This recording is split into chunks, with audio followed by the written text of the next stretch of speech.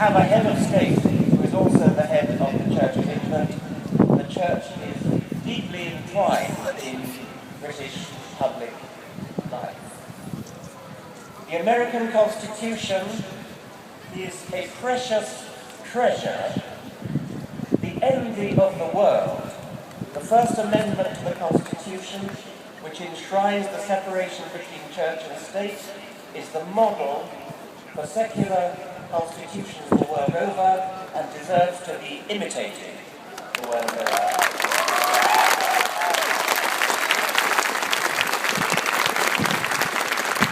How sad it would be if, in the birthplace of secular constitutions, the very principle of a secular constitution were to be betrayed in a theocracy. And it's come close to that. How could anyone rally against reason? How is it necessary to have a rally for reason? Reason means basing your life on evidence and on logic, which is how you deduce the consequences of evidence. In 100 years' time, it seems to me inconceivable that anybody could want to have a rally for reasons. By that time, we'll either have blown ourselves up, or we'll have become so civilized that we no longer need it.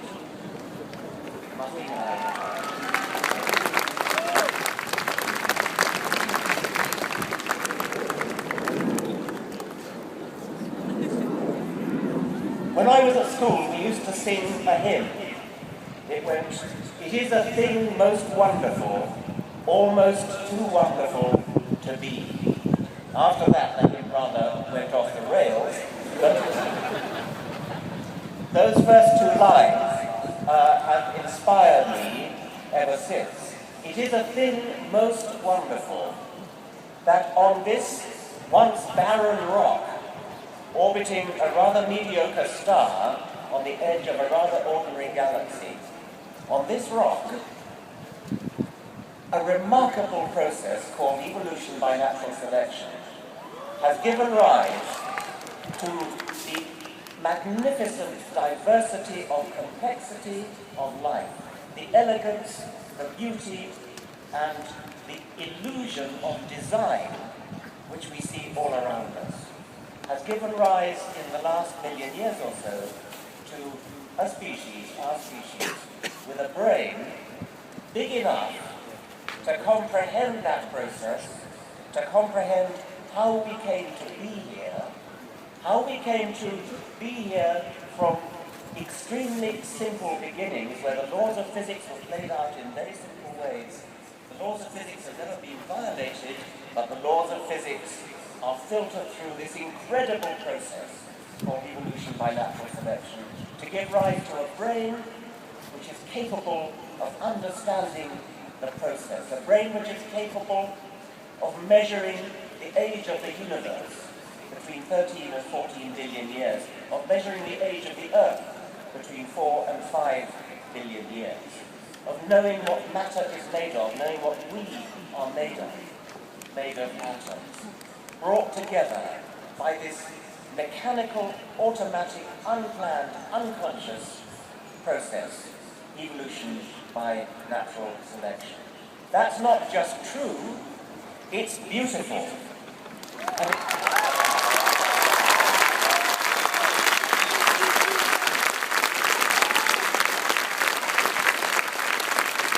It's beautiful because it's true, and it's almost too good to be true. How is it conceivable that the laws of physics should conspire together without guidance, without direction, without any intelligence to bring us into the world?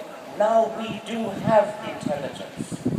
Intelligence comes into the world, comes into the universe late. It's come into the world through our brains and maybe other brains in the universe.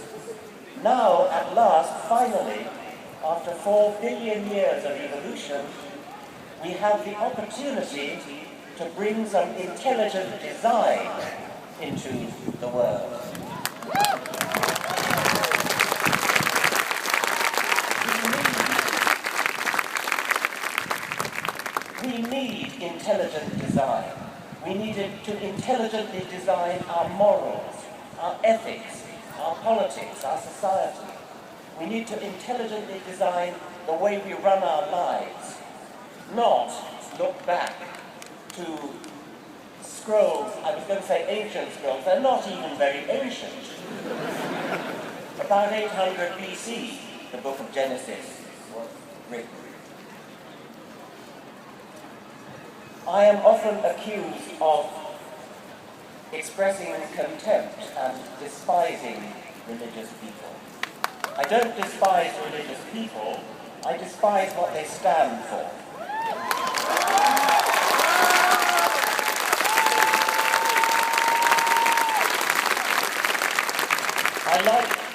I like to quote the British journalist Johann Hari,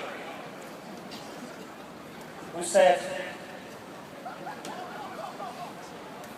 I have no contempt for you, I have so much respect for you that I cannot respect your ridiculous ideas.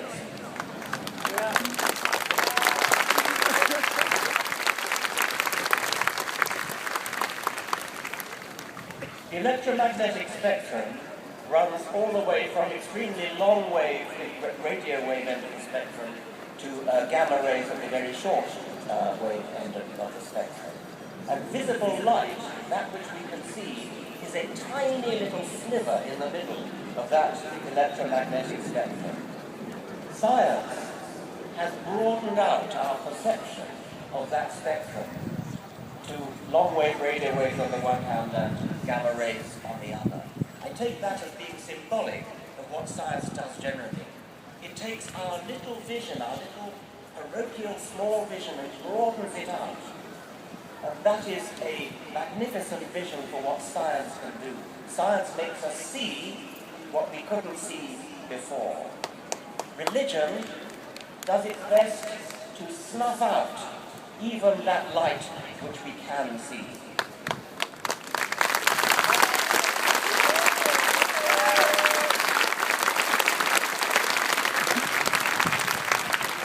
So we're here to stand up for reason, to stand up for science, to stand up for logic, to stand up for the beauty of reality and the beauty of the fact that we can understand reality.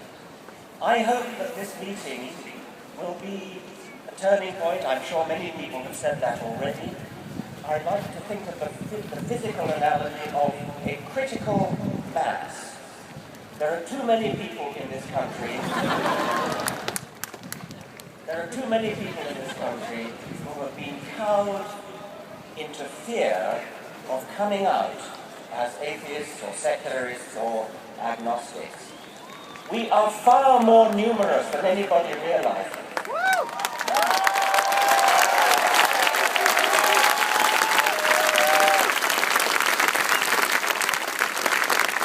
We are approaching a tipping point.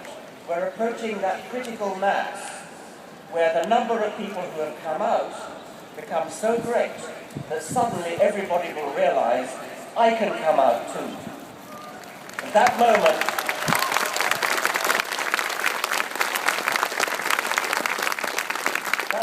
is not far away now, and I think that with hindsight, this rally in Washington will be seen as a very significant tipping point on the road.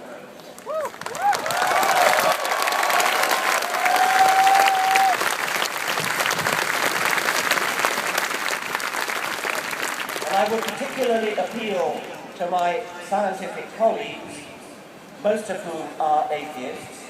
If you look at the members of the National Academy of Sciences, about 90% of them are non-believers, an exact mirror image of the official figures of the country at large.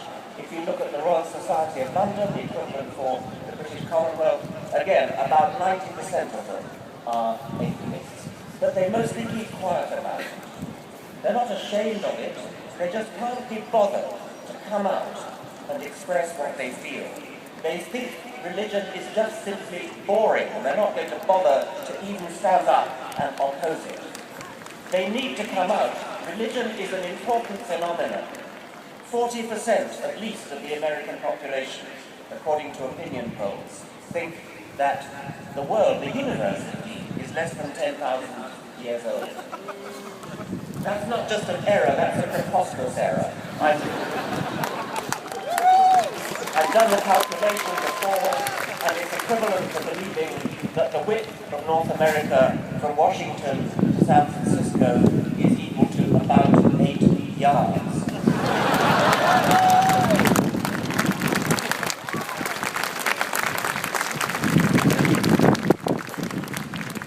I don't know if I believe that 40% figure. It stands up, it's been apparently so for about ever since the 1980s.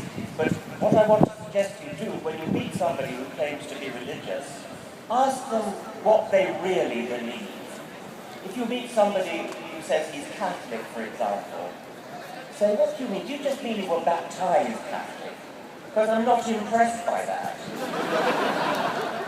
We just ran a poll, my foundation in Britain just ran a poll in Britain in which we took those people who had ticked the Christian box in the census, and by the way, that figure has come down dramatically. We just took the people who ticked the Christian box, and we asked them, why did you tick the Christian box?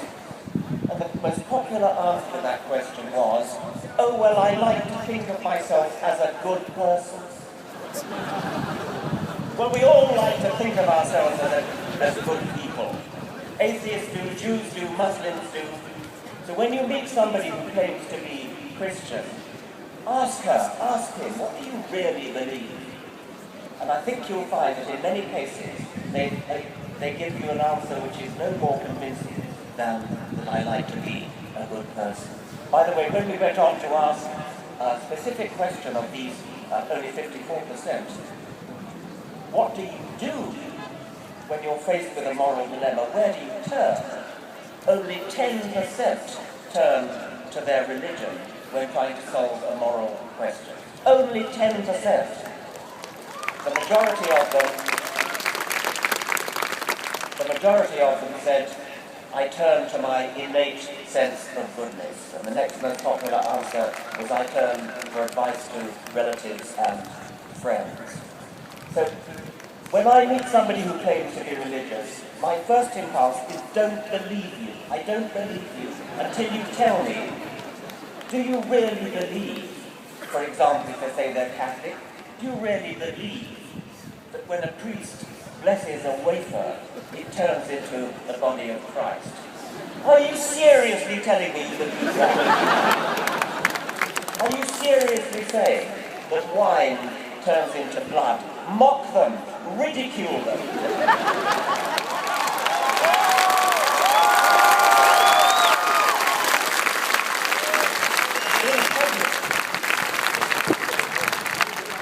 Don't fall for the convention that we're all too polite to talk about religion. Religion is not off the table. Religion is not off limits. Religion makes specific claims about the universe which need to be substantiated and need to be challenged and, if necessary, need to be ridiculed with contempt.